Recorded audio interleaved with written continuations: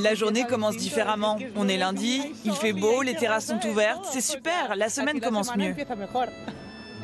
C'est le symbole d'une Espagne qui souffle.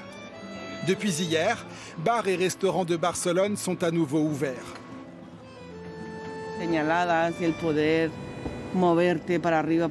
On peut bouger librement, on peut se retrouver prendre un cola, une bière, un thé. Je pense vraiment que c'est un peu la lumière que l'on voit au bout du tunnel. Alors pour le déjeuner, les terrasses se remplissent. Seul l'accueil à l'intérieur est limité à 30% des capacités.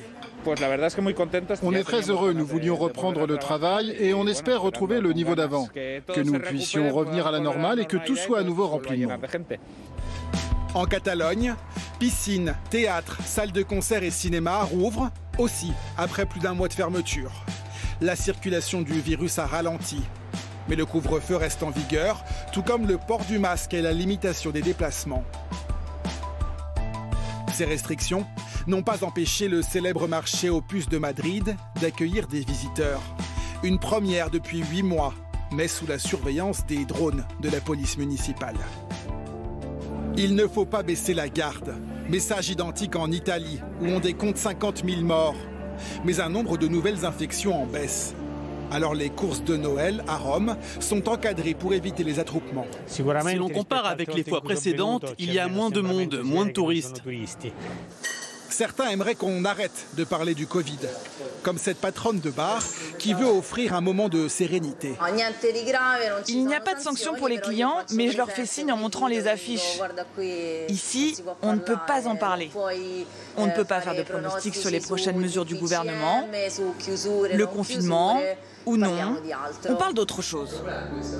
Ici, le couvre-feu est en vigueur jusqu'au 3 décembre et l'isolement imposé aux personnes positives.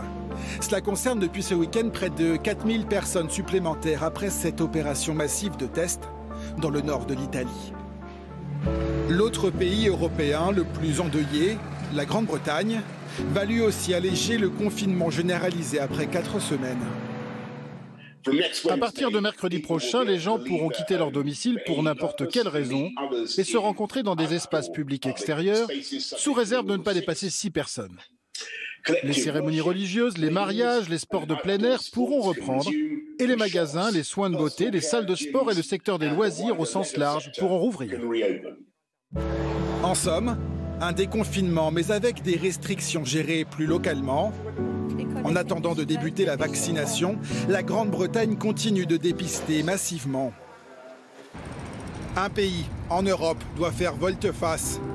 Après avoir été érigé en exemple, préférant les recommandations aux interdictions ou au confinement, la Suède change de stratégie.